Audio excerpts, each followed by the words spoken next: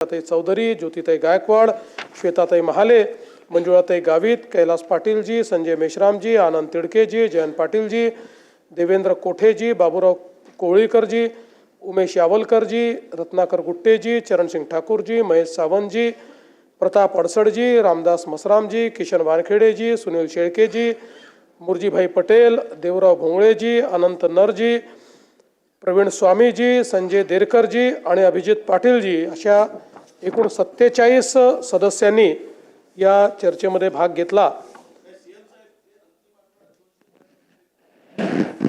तसं मी 293तल्या मॅक्झिमम गोष्टीची उत्तरं याच्यात येतातच आहे। काही सुटली तर फक्त मला असं वाटतं पाहू आपण।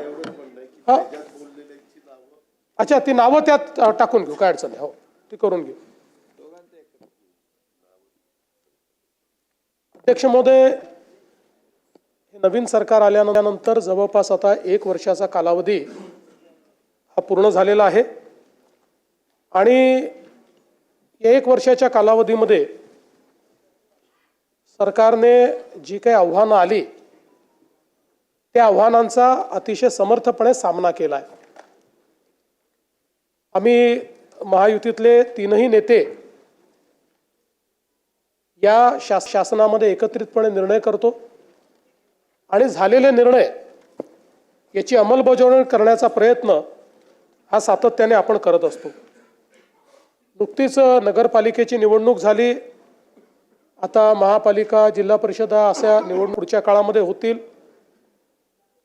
अनेक वर्ष निवडणुका न झाल्यामुळे खरं म्हणजे स्थानिक स्तरावर काम करणारे जे कार्यकर्ते आहेत यांच्याही मनामध्ये एक दुःख होतं, पण आता या निवडणुका सुरू झाल्यामुळे आपली लोकशाही ही खालपर्यंत पोहोचवण्याकरता आणि लोकशाहीतलं जे शेवटचं जी संस्था आहे स्थानिक स्वराज्य संस्था त्याच्या निवडणुकीच्या माध्यमातून मला विश्वास आहे की पुढच्या काळामध्ये महाराष्ट्र अतिशय गतीने काम करणार आहे। खरं म्हणजे मध्यंतरी महाराष्ट्राला खूप गोष्टी भोगाव्या लागल्या, कोविडचा काळ आला, अनेक अडचणी आल्या, अनेक स्थगिती आल्या, पण या सगळ्या गोष्टी विसरून जायच्या। कारण आता आपण ठरवलंय महाराष्ट्र आता थांबणार नाहीये, महाराष्ट्र आपल्याला पुढेच न्यायचा आहे। आणि म्हणून आपण बघा, आमचा प्रयत्न सकारात्मकतेनं पुढे जाण्याचा आहे। अगदी आता नगरपालिकेच्या निवडणुका देखील आपण बघितल्या, त्यातही आम्ही विकासाचाच अजेंडा मांडला। आम्ही कोणावर टीका केली नाही, कुठलाही राजकीय विवाद त्या ठिकाणी केला नाही, कारण आता 2035चा अमृत महोत्सवी महाराष्ट्र हा घडवण्याच्या दिशेने आपल्याला वाटचाल करायची आहे। आणि म्हणूनच याचं औचित्य साधून सभागृहातल्या दोन्ही बाजूच्या नेत्यांना माझी विनंती आहे की पुढचा काळ आपल्याकरता अत्यंत महत्त्वाचा आहे।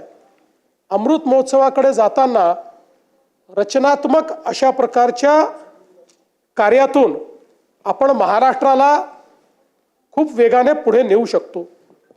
आपण विरोधी पक्ष आहे, सत्तारूढ पक्ष आहे, हे जरी असलं तरी आपण सगळेच महाराष्ट्राच्या हिताचा विचार करणारे लोक आहोत आणि म्हणून एकत्रितपणे महाराष्ट्राला पुढे नेण्याकरता काय करता येईल याचा विचार आपण केला पाहिजे। आणि म्हणून मला सांगायचं आहे, अब आगे बढ़ चुका हूं मैं, अब आगे बढ़ चुका हूं मैं, पीना था जितना जहर पी चुका हूं मैं, अब पग नहीं रुकने वाले चल चुका हूं मैं, जितना पढ़ना था तुमको पढ़ चुका हूं मैं, अब और आगे बढ़ चुका हूं मैं। आणि म्हणून माझी विनंती आहे,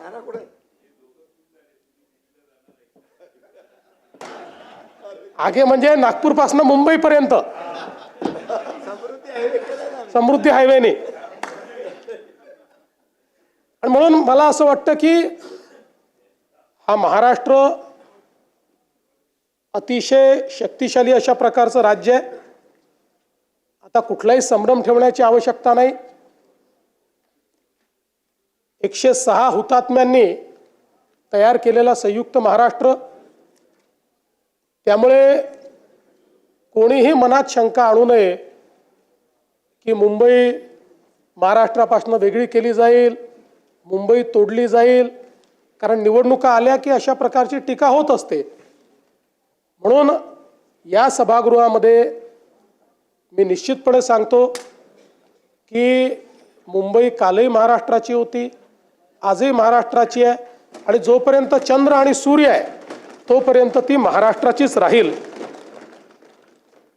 आणि आपले दैवत छत्रपती शिवरायांनी जो मार्ग आपल्याला दाखवला, भारतरत्न डॉक्टर बाबासाहेब आंबेडकरांनी जो मार्ग आपल्याला दाखवला, त्या संविधानाच्या मार्गाने आणि छत्रपती शिवरायांच्या तत्वानेच या ठिकाणी आपला महाराष्ट्र चालत राहील. हे सांगत असताना मला एका गोष्टीचा अतिशय आनंद आहे की छत्रपती शिवरायांचं तत्व हे महाराष्ट्राला तर नेहमीच मान्य होतं, पण कदाचित देश पातळीवर अनेक संभ्रम त्या संदर्भात कदाचित होते. आणि म्हणून आपल्याला कल्पना आहे की CBSEच्या पुस्तकांमध्ये यापूर्वी मराठा साम्राज्यावर, हिंदवी स्वराज्यावर, छत्रपती शिवाजी महाराजांवर एक पॅरेग्राफ होता आणि मुघलांचा इतिहास हा 17 पानं होता. पण आता हा इतिहास बदलला आहे आणि आता CBSEने नवीन पुस्तकामध्ये या ठिकाणी छत्रपती शिवरायांचा आणि मराठा साम्राज्याचा 21 पानाचा इतिहास घेतलेला आहे. आपण हे पाहू शकतो, द राईज ऑफ मराठाज इथपासनं 21 पानं हा संपूर्ण भारतातला जो सर्वात समृद्ध आणि शौर्याचा आणि स्वाधीनतेचा इतिहास आहे तो आता केंद्र सरकारने घेतलेला आहे. म्हणून त्यांचंही मी या ठिकाणी मनापासून त्यांचे आभार मानतो. आणि अनेक लोकांनी शंकाही व्यक्त केली होती की आम्ही अनेक योजना सुरू केल्या, लाडकी बहीण योजना असेल, शेतकऱ्यांना मोफत विजेची योजना असेल. लोक म्हणायचे की निवडणुका झाल्या की या योजना बंद होतील. यातली कुठलीच योजना आम्ही बंद केलेली नाही. सर्व योजना सुरूच आहेत आणि पुढेही संपूर्ण 5 वर्ष आमच्या या सगळ्या योजना सुरूच राहतील हे देखील या ठिकाणी मी सांगतो. आता आपण महाराष्ट्राचं एक विजन डॉक्युमेंट तयार केलेलं आहे आणि या विजन डॉक्युमेंटमध्ये 2047चा विकसित महाराष्ट्र कसा असेल या संदर्भातलं प्रत्येक विभागाचा रोडमॅप आपण तयार केलाय. त्यात 3 टप्पे आपण केले आहेत. 2030चा पहिला टप्पा, 2035चा दुसरा टप्पा आणि 2047चा तिसरा टप्पा. आणि मला विश्वास आहे की 2029-30च्या दरम्यान देशातली पहिली $1 ट्रिलियन इकॉनॉमी ही महाराष्ट्र असेल. त्या दृष्टीनं या ठिकाणी आपलं कार्य चाललंय. बसा, खाली बसा.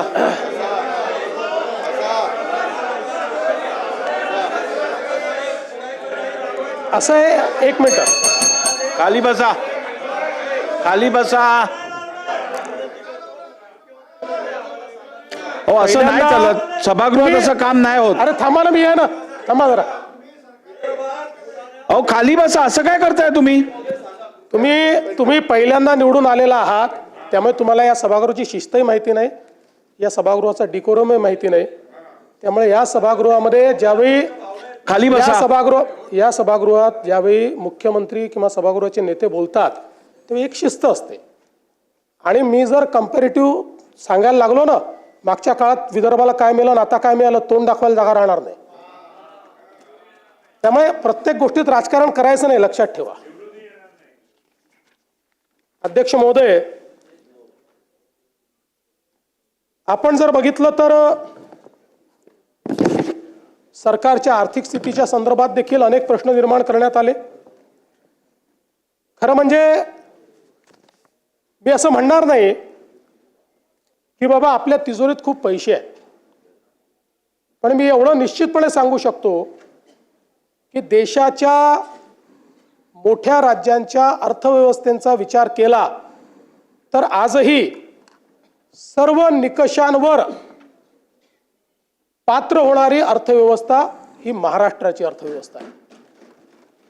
आणि आपण जर बघितलं तर राज्याच्या विकासाकरता कर्ज उभारावंच लागतं.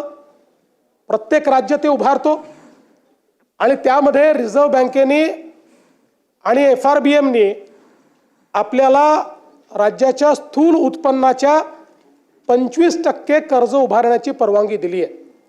25%च्या वर जर आपण गेलो तर मात्र अर्थव्यवस्था कुठेतरी अडचणीत आली असा त्याचा अर्थ होतो. आपण 2025-26चे जे काही आपले अर्थसंकल्पीय अंदाज आहेत त्याचा आपण विचार केला आणि आत्तापर्यंत घेतलेल्या कर्जाचा विचार केला तर आपण एकूण स्थूल उत्पन्नाच्या 18.87% एवढंच त्या ठिकाणी कर्ज घेतलेलं आहे. 25%च्या मर्यादेपासून आपण पुष्कळ दूर आहोत. आणि एवढंच नाही तर देशामध्ये केवळ 3 राज्य आहेत की ज्या राज्यांचं हे दायित्व 20%च्या कमी आहेत. त्यातले एक गुजरात आहे, दुसरं ओरिसा आहे आणि तिसरं आपलं महाराष्ट्र आहे. हे सांगताना मला अतिशय आनंद होतोय. दुसरं असं आहे की राजकोषीय उत्तरदायित्वाच्या अंतर्गत आपण राजकोषीय तूट फिस्कल डेफिसिट हे 3%च्या आतमध्ये ठेवणं गरजेचं आहे. आपण लाडकी बहीण योजना आणि शेतकऱ्यांचे त्या ठिकाणी पैसे देऊन देखील आपलं फिस्कल डेफिसिट 3%च्या आतच आपण ठेवलेलं आहे. आणि याही वर्षी आता चालू जे वर्ष आहे ते संपता ते फिस्कल डेफिसिट 3%च्या आतच ठेवण्यात आपल्याला यश येईल हा मला पूर्णपणे त्या ठिकाणी विश्वास आहे. सरत्या वर्षामध्ये आपण ते 2.76% इथपर्यंतच मर्यादित ठेवलं. त्यामुळे हा जो दुसराही निकष आहे त्याही निकषावर आपली अर्थव्यवस्था ही अजून कुठेही दिवाळखोरीकडे चाललेली नाही. यासोबत आपण जर विचार केला तर महसुली जमेशी व्याजाची जी काही प्रदानाची टक्केवारी आहे ती टक्केवारी आपण जर त्या ठिकाणी बघितली तर आता ती 11.53% दिसते आहे.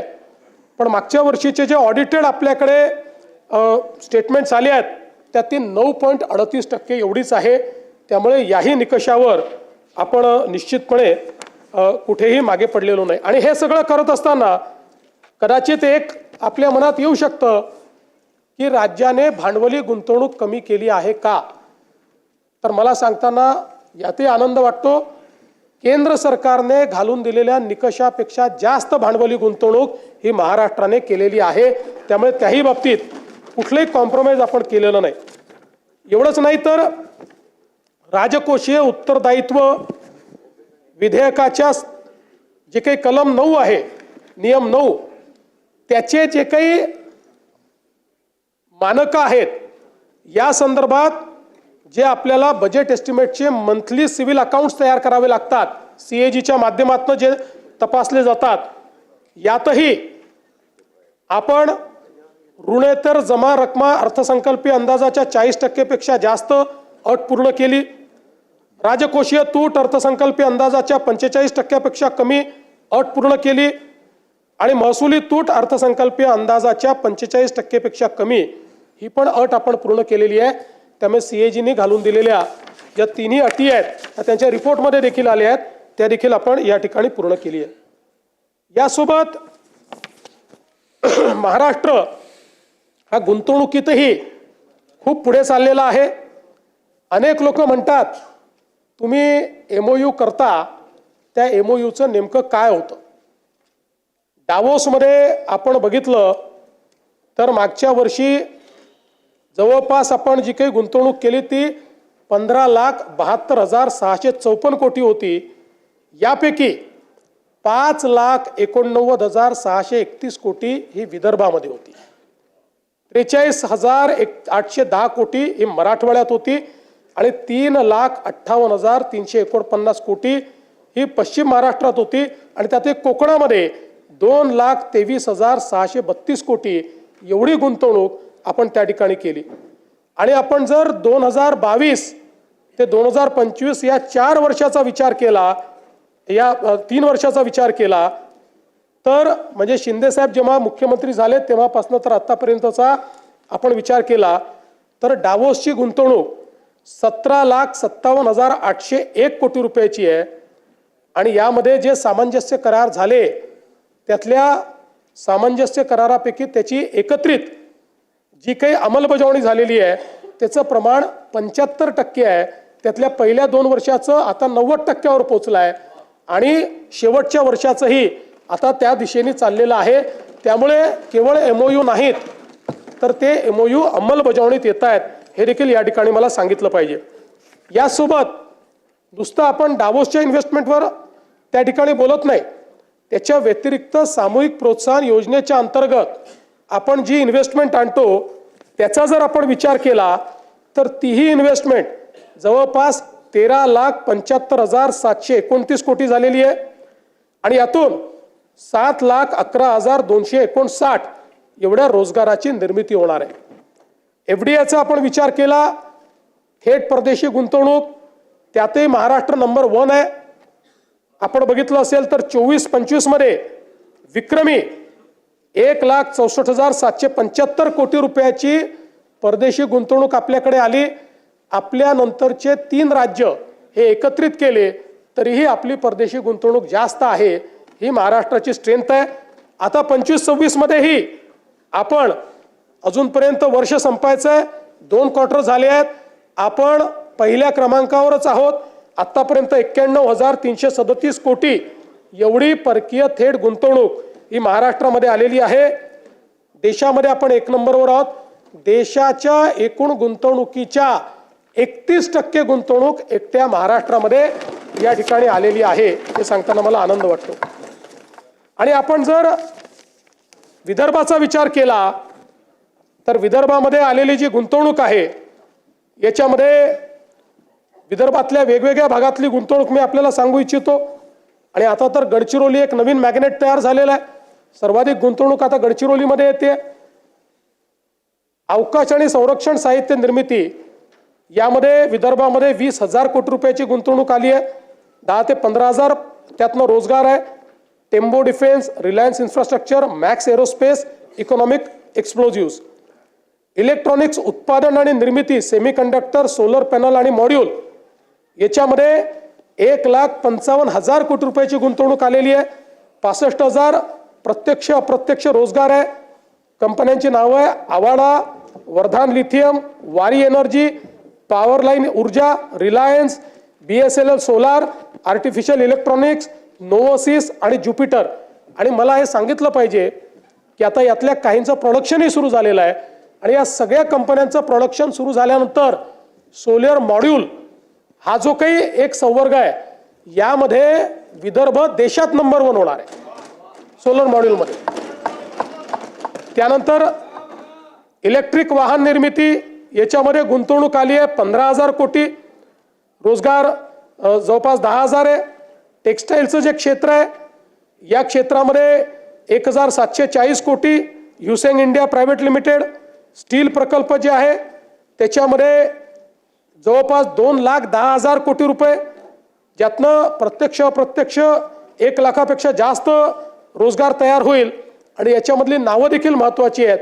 JSW, ग्रेटा एनर्जी, वॉर्व iron, Rashmi, PS steel, Suphalam metal, Suphalam industry, Kirtisagar metallurgy, Sumedh steel, Lloyd metals, icon Hariom, GR Krishna ferro, Surjagad इस्पात, फाईन क्राफ्ट, गॅलंट इस्पात, राजुरी स्टील या कंपन्या आहेत.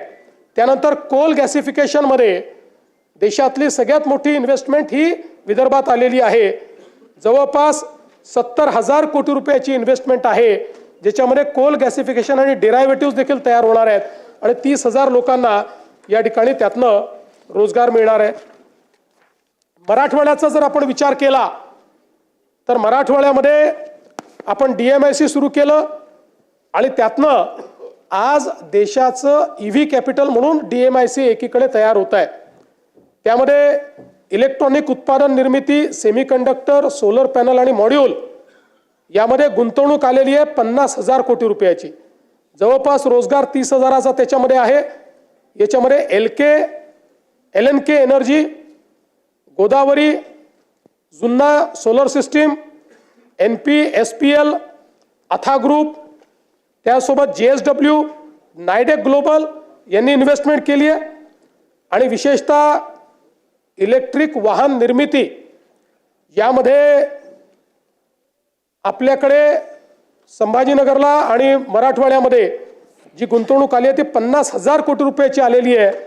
रोजगार जवळपास 40,000 त्यातनं तयार होणार आहे.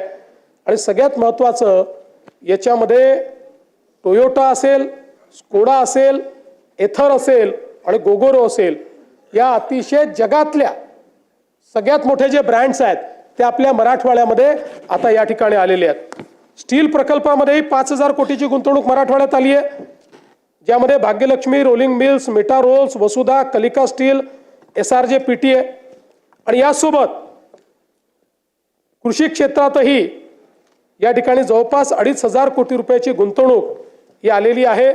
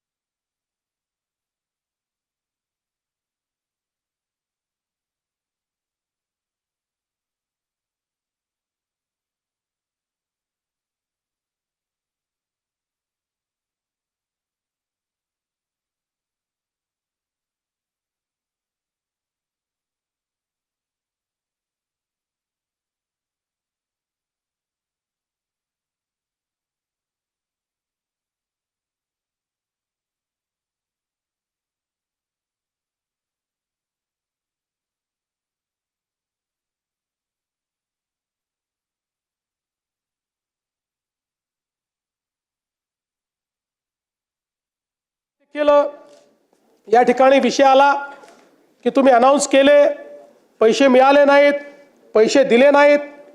खरं म्हणजे आपल्याला कल्पना आहे या ठिकाणी आपण 32,000 कोटीचं पॅकेज जे घोषित केलं होतं, या 32,000 कोटीच्या पॅकेजमध्ये त्या ठिकाणी 10,000 कोटी हे इन्फ्रास्ट्रक्चरचे होते, 2,000 कोटी आपण नरेगातनं देणार होतो आणि बाकी सगळी थेट मदत होती.